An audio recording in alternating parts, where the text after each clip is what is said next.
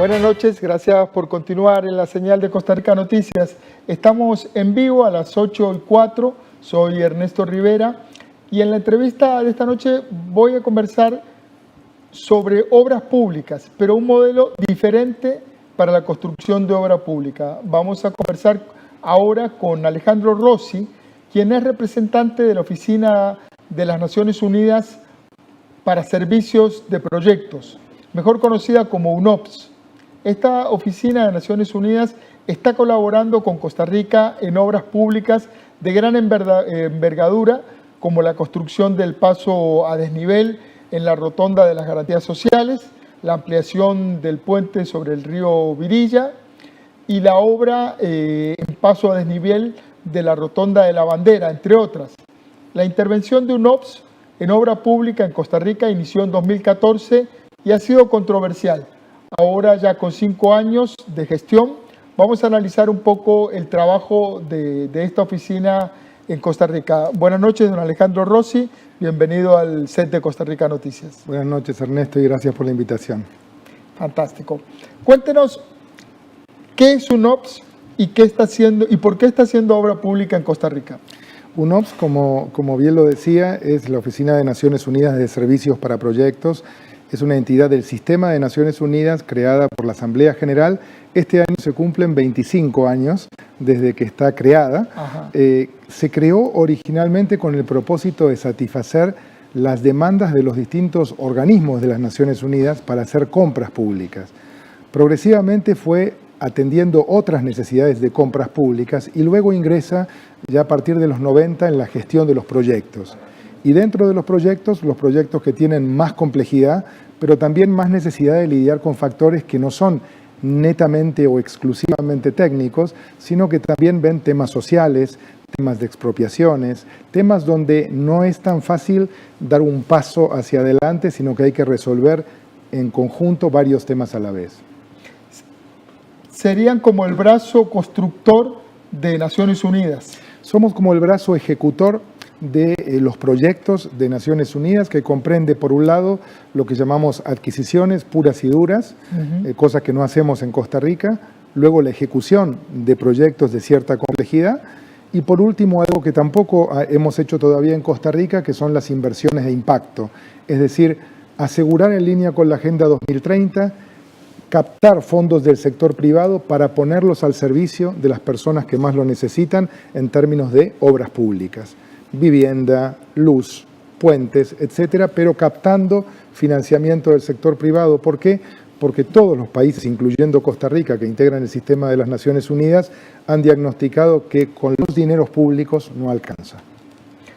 Para entender un poquito la dinámica, porque en el país usualmente, tradicionalmente, la obra pública ha estado a cargo del MOP, del gobierno. ¿Cómo es que entra una oficina de Naciones Unidas? ¿Con plata de quién? ¿Cómo funciona? Muy buena pregunta y hay muchas modalidades diferentes, pero básicamente lo que conocemos en Costa Rica es que normalmente hay fondos públicos, sea a través directamente de la administración o a través de un financiador de la administración. En el caso del trabajo con UNOPS, buena parte del financiamiento ha venido por el lado del BCIE.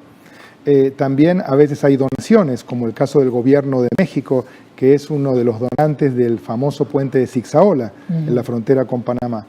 Entonces, ahora me va a contar detalles de ese puente. Voy a contar ese puente que ya está muy próximo a terminar. Entonces, ¿cuál es el modelo? El modelo consiste en tener una fase de revisión y elaboración de los diseños de las obras para evitar encontrarnos con sorpresas en la fase de ejecución. Sorpresas que a veces son que los costos son del doble, sorpresas que son que no se han considerado las expropiaciones, sorpresas que son que hay impactos ambientales. Bueno, la idea es que todo esto se sepa anticipadamente. Luego viene la fase de la ejecución, donde UNOPS típicamente realiza la licitación a través del cartel, recibe las objeciones, procesa también en instancia de la Contraloría cualquier objeción complementaria y finalmente inicia el contrato siendo administrado por UNOPS, no solamente en lo que tiene que ver el contrato con la firma constructora, sino también con la firma supervisora, que va a asegurar que se pueda llegar a buen término en plazo y en precio. Y una vez que finaliza la obra, un año de garantía, que no es una garantía pasiva, es una garantía activa para asegurar que lo que se comprometió se cumpla. Y si hay fallas en las obras, que suele ocurrir, se garanticen debidamente y no queden simplemente a la deriva esperando que venga un nuevo contratista a resolverlas. UNOPS maneja dentro de esta modalidad un portafolio de obras muy importantes en el país. Creo que ronda los 150 millones de dólares, ¿es correcto? 190 millones de dólares. 190 millones de dólares. Es mucho dinero aplicado a obra pública y casi toda está en desarrollo en este momento. Exactamente. Más del 80% de la cartera está en ejecución. En ejecución. Sin embargo, a UNOPS y la manera de trabajar, que suena fantástico como usted lo describe, ha recibido críticas justamente porque las obras empiezan a evolucionar por encima del presupuesto inicial que habían previsto, porque el CONAVI no tiene suficiente supervisión sobre el trabajo de UNOPS. ¿Cuál es la posición de ustedes ante estos señalamientos? A ver, como bien lo decía usted al principio, UNOPS significó un modelo nuevo en Costa Rica. Y un modelo nuevo naturalmente genera dudas que vienen del desconocimiento. Cuando nosotros pasamos lo que es la primera etapa, donde trabajamos fundamentalmente en preparar los proyectos que hoy se están ejecutando, verdaderamente no había nada en la calle, no había obras, no había resultados. Era muy fácil dudar de algo que en definitiva ni se conocía de antes, ni tampoco se podía ver en la realidad. Hoy la situación es diferente. Hoy hay muchas obras en la calle y tanto para las personas que conocen de obra pública como para las personas que simplemente son usuarias de las obras públicas, se empieza a ver una diferencia en la manera en que se trabaja, en la calidad que tienen las obras, en los abordajes que exceden estrictamente lo técnico. Entonces, para responder a la pregunta, sí hubo en muchos casos la necesidad de sincerar los presupuestos, las estimaciones presupuestarias que había al inicio. Pero esto no es una novedad en los sistemas de cooperación internacional, porque no es simplemente como comprar en el mercado un bien, que uno dice, voy a comprar un carro, el carro sale 100 millones, quiero los 100 millones y de vuelta al carro. Aquí lo que ocurre es que uno hace una estimación de costos en base a una realidad. Si ese presupuesto se queda corto, los recursos tienen que obtenerse. Si ese presupuesto quedó largo, es decir, no se realizaron algunos gastos, ese dinero vuelve a la administración. O sea, no es como cuando hay una vinculación con un actor privado, donde esa persona pone un precio, y ese precio, para bien o para mal, va a ser la rentabilidad. Cuando hay un organismo de las Naciones Unidas de por medio, lo que hay es un verdadero proyecto de cooperación. Y esos proyectos de cooperación inician siempre con una estimación. ¿Qué sucede con esta primera generación de proyectos que ejecutó UNOPS en Costa Rica? Ahora, si tengo tiempo, voy a hablar de la segunda generación. Pero bueno, esa primera generación estaba formada por viejos proyectos que estaban durmiendo en distintas gavetas luego de muchos años de no poder ejecutarlos. Entonces, la urgencia de la administración allá por 2014 fue tratar de poner tan rápido como fuera posible esos proyectos en marcha. Seguramente, tanto por el lado de la administración como por el lado de UNOPS, no hubo el tiempo suficiente para terminar de cuantificar esos montos, lo cual no es un obstáculo en términos de la teoría de la gestión de proyectos, porque cuando llega el momento oportuno, esos valores son terminados de parametrizar.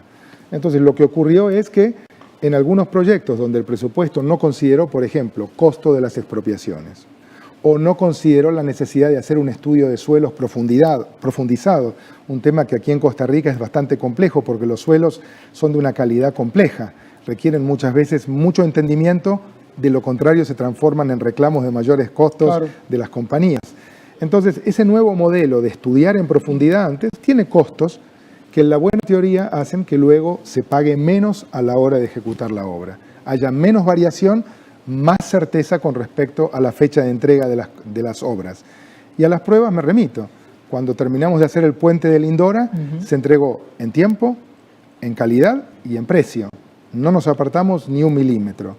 Cuando estamos haciendo ahora la rotonda de las garantías sociales, se va a entregar en tiempo, en calidad y en precio. Exactamente, no hubo ningún apartamiento. Hagamos un ejercicio, don Alejandro. pasemos revista un poquito por lo menos a 4 de las grandes obras que están trabajando ustedes. Rotonda de las Garantías Sociales, Puente del Saprissa sobre el río Vinilla, Rotonda de Guadalupe y Rotonda de la Bandera. ¿Qué estado de avance tiene cada una? ¿Cómo va? Perfecto, vamos a hablar con datos porque me parece que es lo mejor. Entonces, Rotonda de las Garantías Sociales, 82% de avance. Entrega para marzo de 2020. O sea que está pronta a la finalización. ¿Cumplen esa entrega? Cumplimos totalmente esa entrega y todo ha funcionado bajo rieles, sin mayores percances, los percances normales que tienen estas obras, y estamos muy contentos de saber que esta obra se va a entregar en tiempo. El famoso puente del río Virilla, 56% de avance y se va a entregar para septiembre también de este año. Otra obra que cumple rigurosamente con los estándares de tiempo, de calidad y de presupuesto. Por supuesto, en la mitad surge, en el caso del puente sobre el río Virilla, la inquietud de decir, bueno, ¿y será que corresponde fortalecer, ya que estamos, el puente actual? Entonces estamos en proceso de analizar esa obra, pero una cosa no impide la otra. Avanzamos con la obra tal como está comprometida. La obra original. La obra original. Y resolvimos muchas cosas complejas en el medio que algunas tuvieron triste notoriedad. Por ejemplo, la escalada de suicidios que hubo en eso. Son temas delicados que requieren tratarlos con cuidado, sin gran estridencia mediática, pero buscando soluciones. Se generó una protección y finalmente la obra pudo avanzar y eso no se convirtió en un motivo para darle vueltas al concepto original de la obra. ¿La protección también fue un diseño o estuvo involucrado UNOPS? Sí, es decir, lo que hicimos nosotros es desde hablar con el Colegio de Psicólogos de Costa Rica hasta hablar con las autoridades del MOP, proponer una solución conceptual y finalmente permitir que el MOP la ejecutara en el marco de sus servicios de conservación vial. Ahora sí, cuando venga el puente nuevo, ese puente va a tener de entrada su protección prevista porque hay que tener capacidad de aprender de la experiencia. Claro. Y en el caso de la Rotonda de Guadalupe, ¿cuál es el estado? Bueno, la Rotonda de Guadalupe se ha inaugurado hace muy poquito con la presencia del señor presidente. Es una obra de 14 meses, así que la vamos a ver en el 2021 terminada. Es una obra claramente menos compleja que la Rotonda de las Garantías Sociales, por la tecnología de construcción, por el impacto, pero de todas maneras es una obra que forma parte de lo que nosotros llamamos una solución sistémica. ¿Por qué? Porque la Rotonda de la Bandera, la Rotonda de la Garantía y la Rotonda de Guadalupe forman una columna vertebral de circulación. A su vez, trabajamos en otra obra muy importante, pero en otro rol, ya que lo preguntaba antes, que es la supervisión de la Circunvalación Norte, otra de las obras emblemáticas para Costa Rica. Y en ese caso, UNOPS ya no está implicada ni en el diseño, ni en la ejecución de la obra, sino que ahí nos hemos tomado el rol de tomar la supervisión.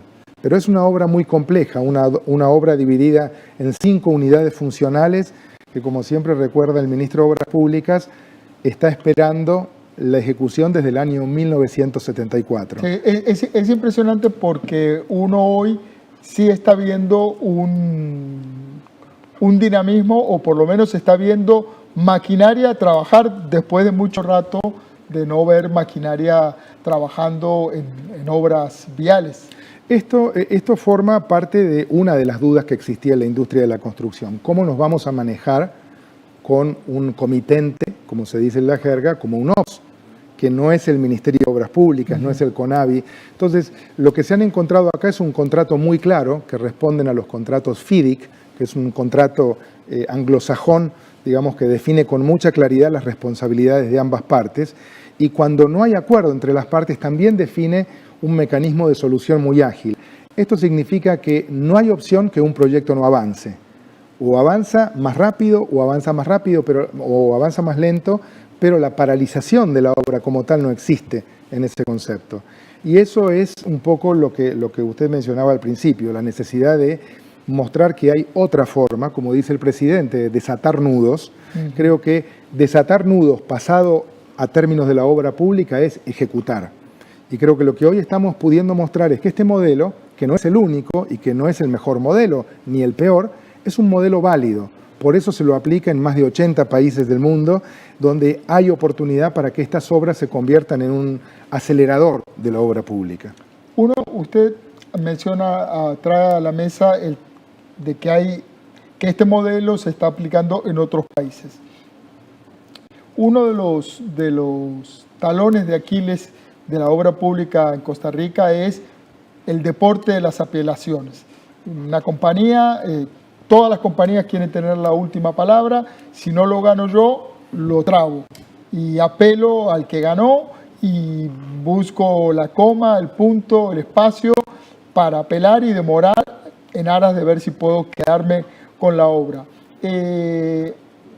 ¿Cuál es la experiencia de UNOPS en otros lugares? ¿Cómo se ha resuelto este tema para mejor? Primero y principal, el ser humano es igual en todo el planeta. Y cuando se trata de empresas, las empresas, yo diría que naturalmente, pelean por sus intereses, lo cual es legítimo. Y es lícito de acuerdo al sistema jurídico. Es lícito, pero ya como usuarios, lo que vemos es que la obra nunca demora muchísimo en empezar. En Argentina, de donde yo vengo, había una frase que decía: hay empresas de obras públicas que ganan dinero construyendo y otras hacen dinero no construyendo. Vinculado a que el negocio del reclamo a veces es una especialidad en sí misma. Empresas se especializan en puentes, otras en pilotes, otras en construcción vertical y otras en reclamo. Entonces, esto es una realidad, vamos a decir, casi universal. Lo que varía, efectivamente, es cómo el sistema regulatorio acoge o no, o pone límites a esa vocación de buscar el interés de cada empresa. Dentro del sistema de UNOPS, lo que ocurre en otros países es que el sistema de UNOPS pone un límite al reclamo. Hay una primera vuelta, donde las partes presentan lo que entienden que les corresponde, una segunda vuelta que se tramita en Nueva York, pero con mucha velocidad, y luego de eso la obra comienza. De una manera o de otra, pero la obra tiene que comenzar porque lo que estamos haciendo es manejando siempre dinero público. Entonces no hay margen para decirle a los contribuyentes: vea, el dinero que se les ha cobrado de los impuestos no va a ir a una obra, va a ir a una firma de abogados. Ese no es un mensaje. Claro. Entonces, para eso, UNOPS ha generado un sistema regulatorio que pone un cap, un límite. ¿Qué pasa en Costa Rica? Nuestra experiencia fue un poco traumática porque nos dimos cuenta que ese sistema de límites que pone UNOPS para ponerle un límite a la reclamación, aquí en Costa Rica no lo podíamos usar. ¿Por qué no lo podíamos usar? Básicamente porque a nivel constitucional hay un sistema regulatorio que es sumamente garantista y entonces permite que una vez terminada la fase de reclamación en el ámbito de UNOPS, se inicie una fase de reclamación ante la Contraloría. ¿Esto es bueno o es malo? Es muy fácil dar opiniones desde afuera. Hay que entender un poco la historia de cómo se va desarrollando este sistema en Costa Rica. Y lo cierto es que los sistemas en definitiva pueden tener dos grandes orientaciones. Un sistema orientado a los resultados o un sistema orientado a las garantías. Ambos sistemas en el fondo tienen un poco del otro. El sistema de resultados tiene que dar garantías y el sistema de garantías al final del día tiene que lograr algún resultado. La gente se maravilla porque China anuncia que va a construir un hospital en 10 días. Otra gente dice: bueno, sí, pero ¿cómo lo va a construir? ¿Con qué régimen laboral? ¿Hay participación? No, es un lugar, han adoptado un sistema en donde dicen: vamos a hacer esto, no importa cómo, no importa... Sí. Entonces, el balance puede estar de un lado o del otro. Exactamente. Y finalmente, nosotros, además de ser una agencia de ejecución de proyectos, somos fundamentalmente una agencia del Sistema de Naciones Unidas. Una agencia del Sistema de Naciones Unidas que está gobernado por casi todos los países del mundo, incluyendo Costa Rica, como una de las naciones fundadoras.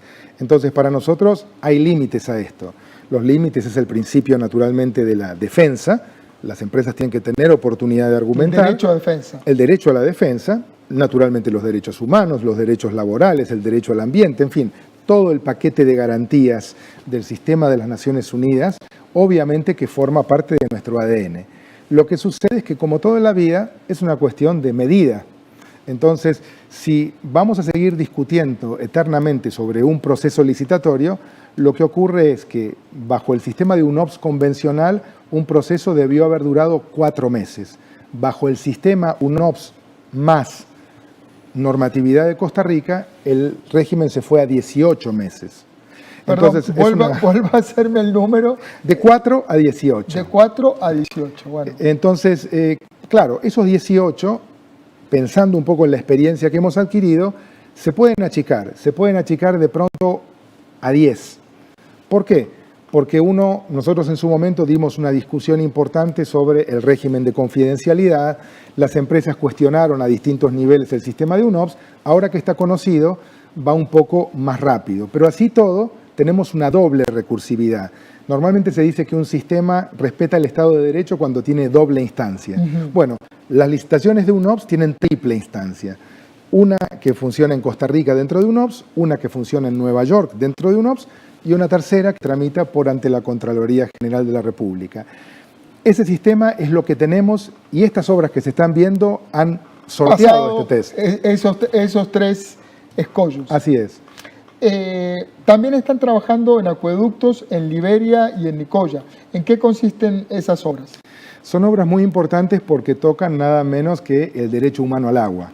Entonces son acueductos con tanques de impulsión, con baterías de pozos para extraer agua de calidad y aumentar en definitiva la cantidad de agua suministrada. Casi 30 kilómetros de tuberías subterráneas, una clásica obra invisible, porque una vez que termina nadie la ve, salvo los tanques, que son, por cierto, muy bonitos, pero lo que en definitiva se va a ver es el suministro de agua a más de 40.000 personas, y estos son objetivos muy estratégicos que en un área tan castigada como Liberia y Nicoya, con el abastecimiento de agua, las sequías, etcétera, es de la mayor importancia y creemos que hay un gran valor agregado en sacar del olvido estas obras y ponerlas rápidamente en marcha. ¿Cómo está el avance de esas obras? ¿Cuál es la previsión de También son obras que van muy bien avanzadas. En el mes de febrero se van a entregar. En este mes de febrero se van a entregar estas obras. Hay una pequeña demora por el abastecimiento eléctrico que sirve para impulsar el agua, pero básicamente las obras van a estar terminadas en febrero y estamos con algunas inquietudes de suministrar agua en barrios carenciados y esto también es parte del paquete de valor agregado de una entidad de Naciones Unidas. No solamente miramos el proyecto tal como está definido, sino que siempre buscamos oportunidades para atender derechos de las personas más vulnerables. El caso de Liberia es un caso, pero también lo fue cuando estábamos haciendo el puente Zigzaola y las lavanderas de la etnia Ngobe querían un lugar para lavar su ropa. La contratista decía, lo mejor es ponerle un pequeño laverrap con máquinas lavadoras. Y ellas decían, no, históricamente hemos lavado la ropa en el río, queremos seguir haciéndolo. Y construimos un lavadero en el río para que las mujeres lavanderas pudieran seguir manteniendo sus hábitos. En Puerto Viejo, que estamos haciendo una planta de tratamiento, estamos involucrándonos en un proyecto muy lindo de embajadoras y embajadores del mar, un proyecto destinado a que los jóvenes que están buscando una actividad para tener trabajo y para tener un horizonte de futuro y se alejen de las drogas, puedan tener la oportunidad de sembrar corales en el lecho marino. Esos son proyectos muy lindos que valen la pena todos los desafíos que vemos a diario. Es interesante que para cerrar el vuelo sobre el paquete queda el puente Zigzaola. Cuénteme un poco de esa obra y cómo va. Bueno, el puente Zigzaola ha sido una de las obras más desafiantes que tuvimos nosotros en Costa Rica, precisamente primero por la binacionalidad propia de los dos países que hay a un lado y al otro del río, Panamá y Costa Rica. Segundo, porque hay una trinacionalidad fruto de un donante externo como es el gobierno de México. A ese panorama de por sí complejo se le agregan las 10 autoridades que hay a un lado y al otro de la frontera. Autoridades sanitarias, aduaneras, de control de todo tipo. Entonces hemos tenido que poner de acuerdo a 10 autoridades de un lado y del otro, más los ministerios de obras públicas que tienen el mandato sustantivo, para que la obra se pudiera hacer. El primer escollo que tuvimos es que las áreas donde tenía que hacerse el puente no estaban liberadas. O sea, todavía había que resolver las expropiaciones. Había que resolver, no había expropiaciones, sino que había que hacer reubicaciones de las distintas autoridades a un lado y al otro de la frontera. Finalmente nos dijeron, bueno, les pedimos por favor que se ocupen de ustedes hacer ese movimiento, construir las nuevas oficinas de los dos países y mudar finalmente a las autoridades, cosa que se hizo, y luego sí pudo arrancar la obra. Al día de hoy estamos en un 70% de avance, la obra termina sí o sí en este año que está en curso. Esperamos que sea entre el mes de mayo y el mes de julio, variable. ¿Por qué? Porque hay algunas obras complementarias que nos han pedido, como la rampa de aproximación del lado panameño, algunos parques perimetrales, que naturalmente no hacen a la esencia de la obra, pero tienen que ver con que eso tenga un mayor disfrute por parte de todos los transeúntes. Pero también es una obra que ya está pronta a terminar. Alejandro Rossi, representante de UNOPS, esta oficina extraña para la logística costarricense, pero que bueno, vemos que las obras han ido avanzando, son obras fundamentales que, como usted bien decía, tenían un récord histórico de retraso. Muchísimas gracias por estar en el set de Costa Rica Noticias, por compartir con nosotros una información que es muy importante. Muchas gracias. Y ustedes, gracias por estar ahí, gracias por acompañarnos, por informarse con Costa Rica Noticias. Recuerden, trabajamos para usted. Somos la televisión pública de Costa Rica. Muchas gracias.